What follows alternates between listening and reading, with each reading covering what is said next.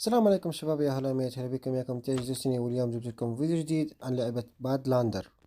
طبعا أصدقائي، هاي اللعبة كوبي بيست من لوست لايت، ماكو أي فرق، مجرد إنه الجرافيك هنا تعيس والجرافيك بلوست لايت فشي خرافي. بس هاي اللعبة تفيد الواحد تليفونه مو قوي ويحب يلعب لعبة مثل لوست لايت، نفس الفكرة، يقدر ينزل هاي اللعبة. لأن لوست رايت على الرغم من انها لعبة خرافية وبنظري هي احسن لعبة نزلت تليفون في تاريخ البشرية، بس يحتاج لها تليفون خرافي. يعني كان عندي تليفون نوت 8 ما اشتغلت عليه، جربت هواي تليفونات ما اشتغلت عليه، الا اشتريت اس 22 يلا اشتغلت عليه. فيعني اللعبة يحتاج لها تليفون قوي، مو اي تليفون تشغله. بس هاي اللعبة اشتغلت على النوت 8، فيعني هاي اللعبة تشتغل على التليفونات القديمة.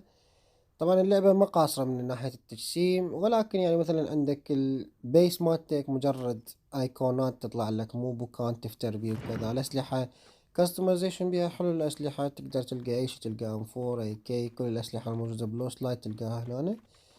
بس خلينا نقول لوست لايت شوي كاستمايزيشن بيها نفس اسكيب فروم تاركوف، تقول قاعد تلعب بي سي مو قاعد تلعب تليفون. يعني حتى البيس حتى الجرافيك ماكو ذاك الفراق البقية. تبقى تجربة حلوة، وخليلكم بالوصف الرابط مالتها اللي يحب ينزلها، وهم جيم بلاي فد 10 دقايق.